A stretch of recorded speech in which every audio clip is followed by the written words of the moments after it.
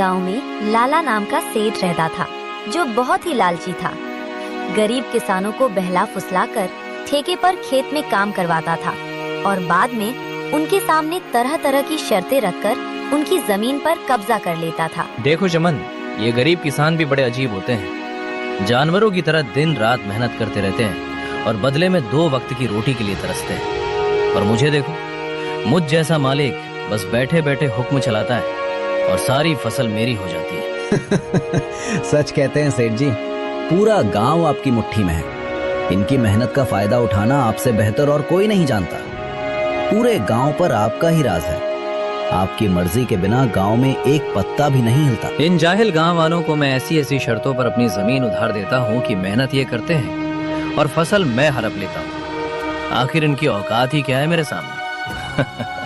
सेठ ये सब बातें कर ही रहा होता है, तभी उसके पास मंगरू नाम का एक गरीब किसान आता है, जो बहुत दुखी और परेशान होता है। सेठ जी, मैंने सुना है कि आप किसानों को अपनी जमीन ठेके पर देते हैं। हाँ भाई, तुमने बिल्कुल ठीक सुना है।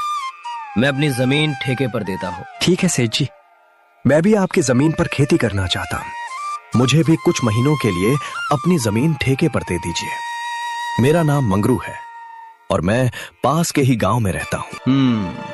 ठीक है मंगरू, मैं तुम्हें अपनी जमीन ठेके पर तो दे दूंगा, पर उसके लिए मेरी कुछ शर्तें सुन लो। ठीक है मालिक, बताइए क्या शर्त है आपकी? शर्त यह है कि तुम्हें मेरी जमीन पर काम करना होगा और 6 महीने बाद उस जमीन पर जो भी फसल होगी उसका आधा हिस्सा तुम्हारा होगा और आधा हिस्सा मेरा होगा। ठीक है सेठ जी, मुझे आपकी शर्त मंजूर है। सेठ से जमीन की कागजी कार्रवाई के बाद मंगरू वहाँ से चला जाता है और अगले दिन खेती करने के लिए वो खेत में पहुँच जाता है। चलो, सेठ जी से जमीन तो मिल गई है, अब इसमें खेती करता हूँ। उम्मीद है इस साल अच्छी फसल होगी। मुझे बहुत मेहनत करनी होगी, तभी मेरे हिस्से में कुछ बच पाएगा। मंगरू दिन और रात एक करके कड़ी मेहनत करता है और फसल उगाता है।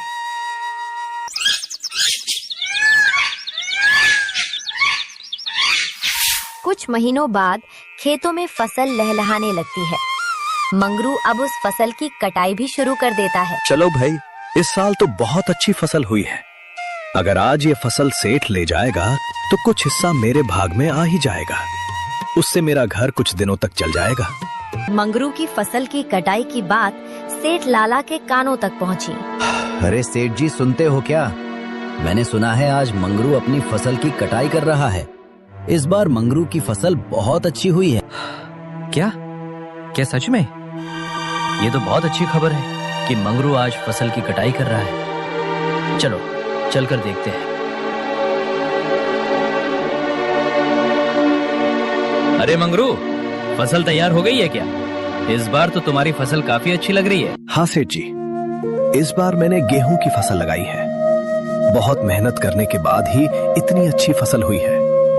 अब तो मैंने कटाई भी कर दी है। अरे तेरी मेहनत से कुछ नहीं हुआ है, ये तो मेरी उपजाऊ जमीन का कमाल है। तुम्हारी मेहनत हो या ना हो, फसल तो होगी। सेठ जी, खेत भले ही उपजाऊ हो, लेकिन वहां मेहनत नहीं होगी तो फसल कैसे होगी?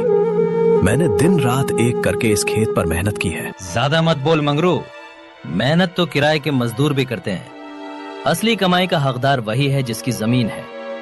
मेरी शर्त के मुताबिक अब जल्दी से मेरे हिस्से की आधी फसल निकाल, ताकि मैं यहाँ से चलूं।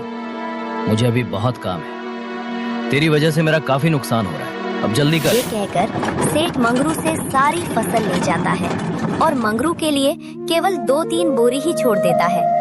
ये देखकर मंगरू उदास हो जाता है। हे कान्हा, इतनी मेहनत करने के बाद बस इतनी सी फसल मेरे हिस्से में आई है। धिक्कार है ऐसी मेहनत और जिंदगी पर। आखिर कब तक दूसरों के इशारों पर नाचता रहूंगा? हे कान्हा, कब मेरी अपनी जमीन होगी? मंगरू इसी तरह अपनी जिंदगी काट रहा था। कुछ महीनों बाद मंगरू का बेटा, जो शहर अपनी पढ़ाई पूरी करने के लिए गया था, वो वापस गांव आ जाता है। गांव आने पर जब उसने घर का नजारा देखा तो उसे बहुत दुख हुआ। पिताजी, हमारे घर और गांव का ये हाल क्यों है? यहाँ के सभी लोग दुखी और काफी परेशान नजर आ रहे हैं। आखिर बात क्या है पिताजी? बेटा, इस गांव में किसानों की यही किस्मत है। सेठ लाला जैसे लोग किसानों की मेहनत का फायदा उठाते हैं। मेहनत हम करते हैं पर फल सेठ लाला जैसे लोग ले जाते हैं। हमारे पास ना अपनी जमीन है ना अधिकार, बस मेहनत करते हैं और भूखे मरते हैं। किसानों की यही परिस्थिति देखकर विशाल बहुत दुखी हो जाता है और गुस्से में आ जाता है। पिताजी, अब आप चिंता मत कीजिए, अब ये अन्याय और नहीं चलेगा। आज मैं खेती करूंगा और उस लालची लाला को उसी की शर्तों से उसकी चालाकी का जवाब दूंगा। अगले ही दिन विशाल सेठ लाला के घर पहुंच जाता है। कहो विशाल, क्या बात है? सेठ जी, पिताजी की जगह इस बार मैं खेती करूंगा। मुझे ठेके पर कुछ जमीन चाहिए। क्या बात है भाई, क्या बात है? अब तुम खेती करोगे? जाओ भी, अभी तुम्हारे अंदर इतना भी दम नहीं है बच्चे। पढ़े लिखे लड़के खेती करने के मामले में गधे साबित होते हैं। नहीं सेठ जी, आप ऐसा मत बोलिए। मैं पढ़ा लिखा जरूर हूँ, पर हूँ तो एक गरीब किसान का बेटा ही ना। खेती करना मेरा धर्म है। चल ठीक है, मान लेता हूँ। वैसे भी आजकल कामकाज क्या रह गया है? सभी लोग पढ़ लिख कर ऐसे ही बेरोजगार घूम रहे हैं और अंत में मजदूरी ही करते हैं। आपका बहुत बहुत धन्यवाद सेठ जी। अरे धन्यवाद बाद में दे देना, पहले तुम मेरे नियम और शर्तें तो सुन लो बच्चे। क्या शर्त है सेठ जी, बताइए।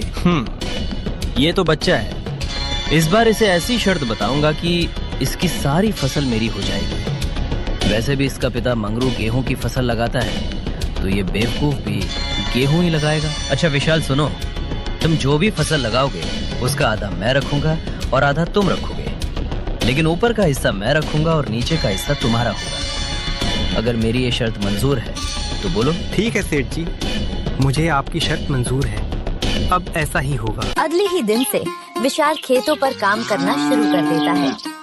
विशाल ने गेहूं के बदले गाजर की फसल लगाई।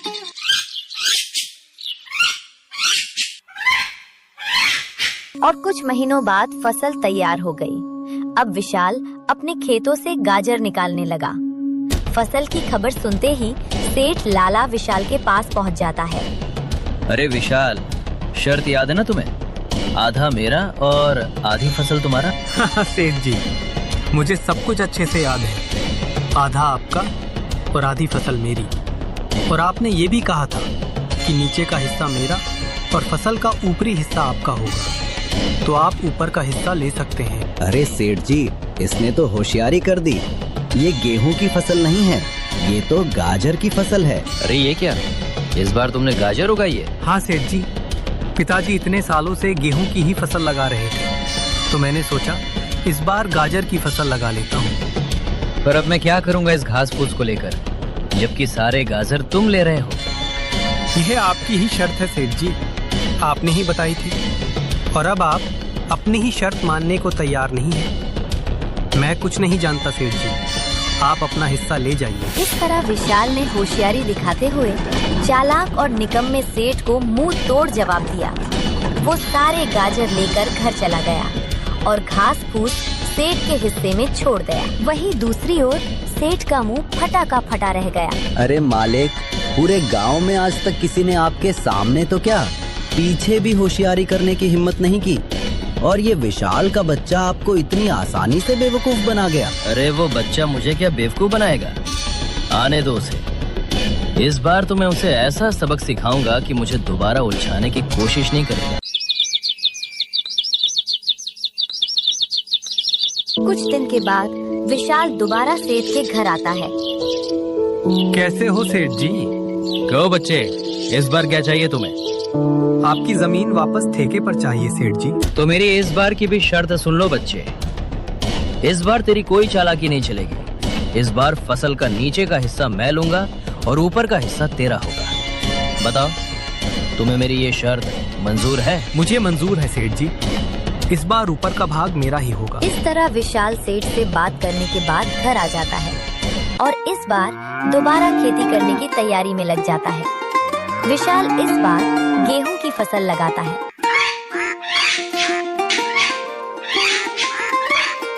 और कुछ महीनों बाद विशाल की फसल काफी अच्छी होती है।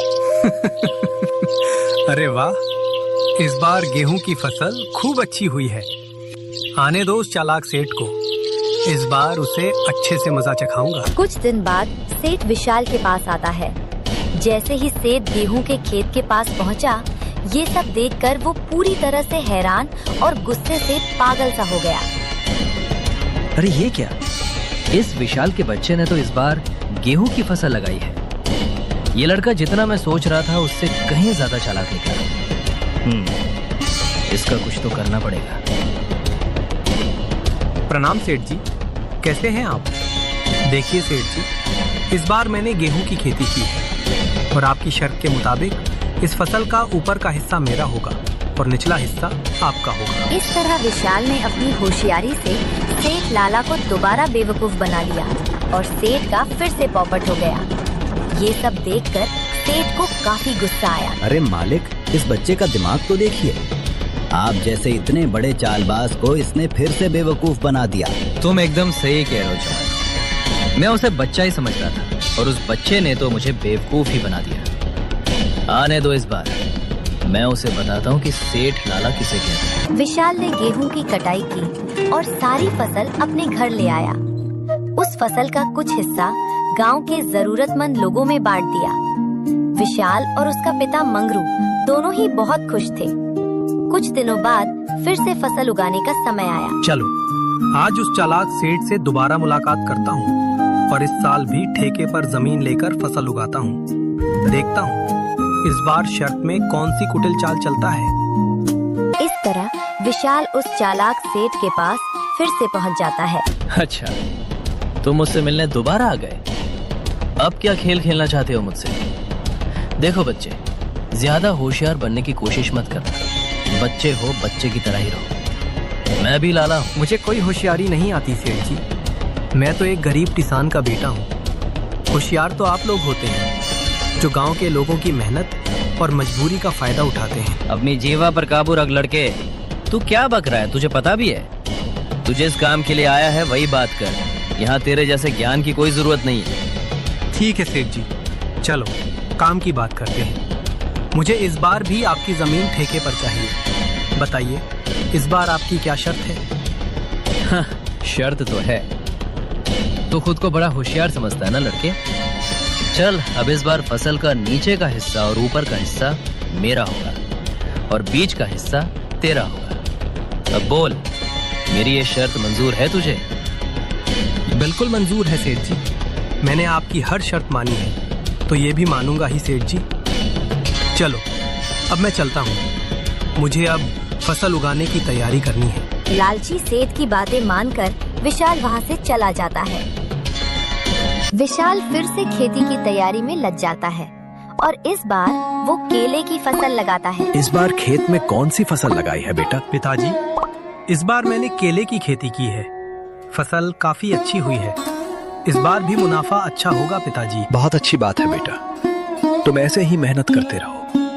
मेहनत और समझदारी साथ हो तो कोई भी चालाकी ज्यादा दिन नहीं चलती। कुछ दिनों बाद चालाक सेठ और चमन दोनों दोबारा विशाल के पास आने लगे। सेठ जी, इस बार विशाल का दिमाग चकरा जाएगा।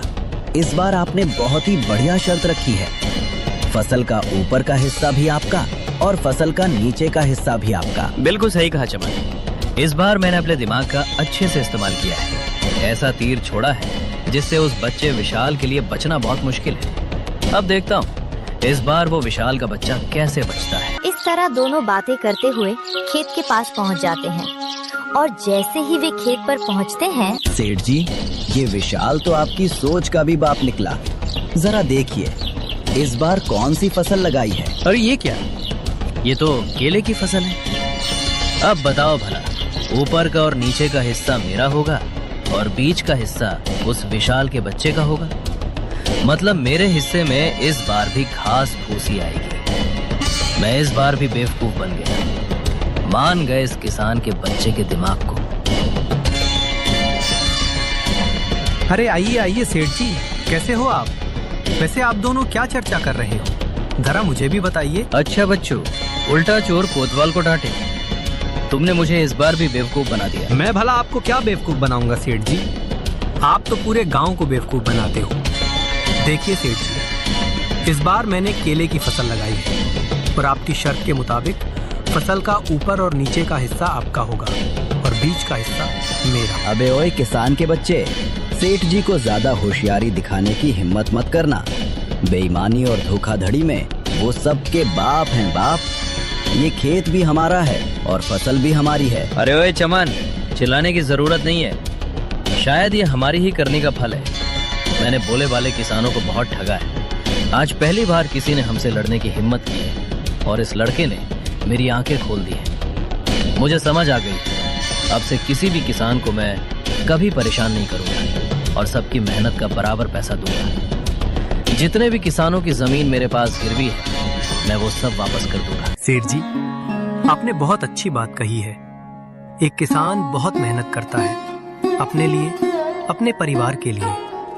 वो ना तो अच्छे कपड़े पहन पाता है और ना ही चैन से रोटी खा पाता है। दिन रात दूसरों का पेट भरने के लिए वो अपना पेट जलाकर काम करता है। ऐसे में उन्हें तरसाना ठीक नहीं है। इन किसानों की मेहनत का हक तो इन्हें मिलना ही चाहिए। इस तरह विशाल ने अपनी मेहनत और चतुराई से उस लालची सेठ को सही रास्ते पर ला दिया। उसके बाद सेठ ने जिन लोगों की जमीन ली थी, वो सबकी जमीन और पैसे वापस कर दिए।